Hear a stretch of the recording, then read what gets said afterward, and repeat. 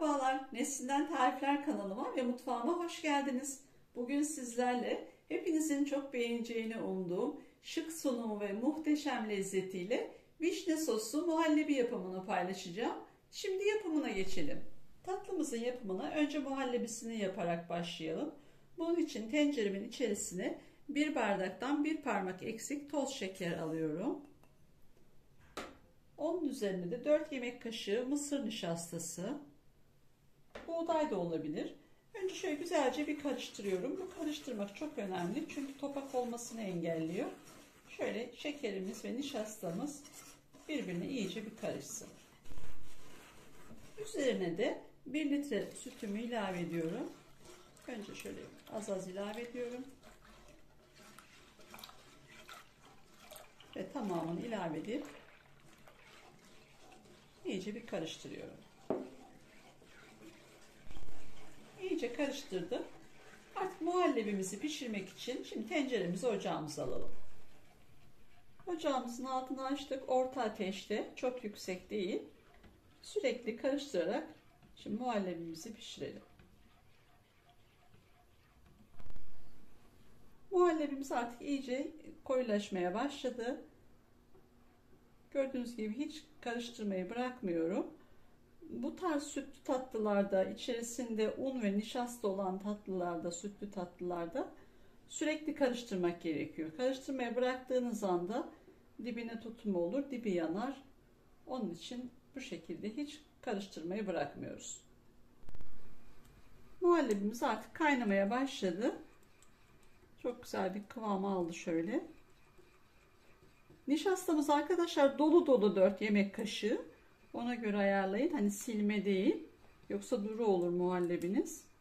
Şimdi içerisine de bir paket vanilya ilave ediyorum. Bunu da iyice bir karıştırıyorum. Vanilyamızı da iyice karıştırdık. Artık görüyorsunuz göz göz güzelce kaynadı iyice. Altını kapatalım ve artık kaselerimize boşaltmaya geçelim. Muhallebilerimizi koymadan önce 2 paket burçak bisküviyi rondodan geçirdim. İyice un haline geldi. Bunları şimdi sunum yapacağımız bardaklarımızın içerisini tabanlarını tamamen kaplayacak şekilde şöyle 1 veya 1,5 kaşık, benimkiler biraz tabanı geniş, 1,5 kaşık hepsini eşit şekilde dağıtalım.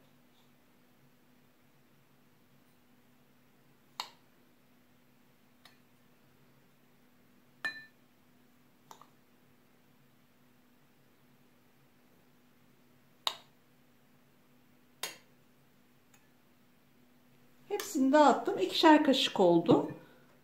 Şöyle biraz sallayalım ki her tarafı eşit oranda olsun. Ben muhallebimi bir dağıtıcı aparatıyla koyacağım. İsterseniz kepçeye de koyabilirsiniz. Olması şart değil. Böyle daha eşit oranda olduğu için onun için bunu tercih ediyorum. Şöyle yarısına gelecek kadar koyuyorum.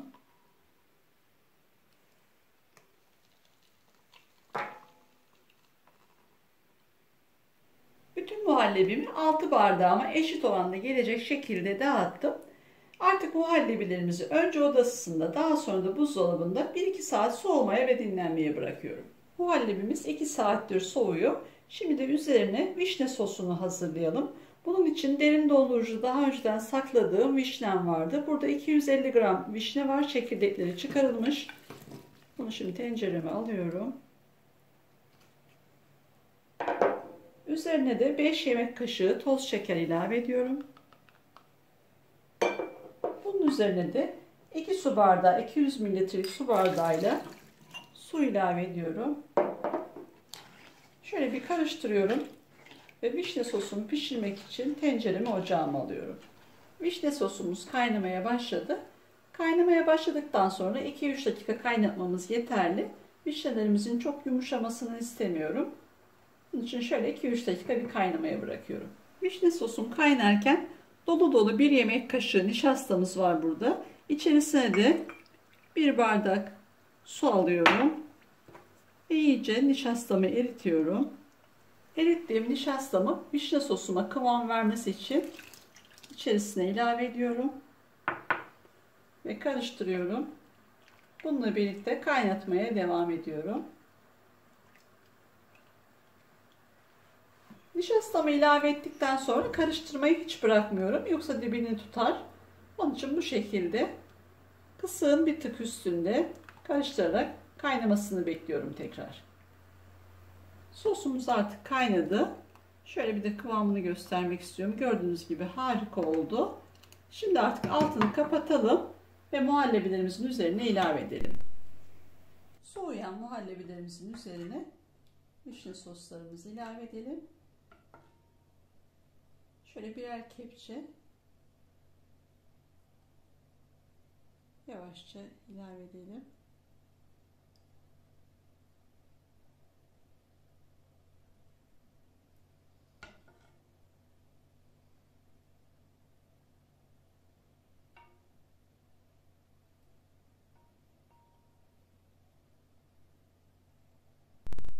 Dibinde sosumun suyu kaldı. Onu şimdi hepsinin üzerine şöyle yavaş yavaş ilave ediyorum ki üzeri böyle vişneler içinde kalsın. Tamamen sos kalsın üzerinde.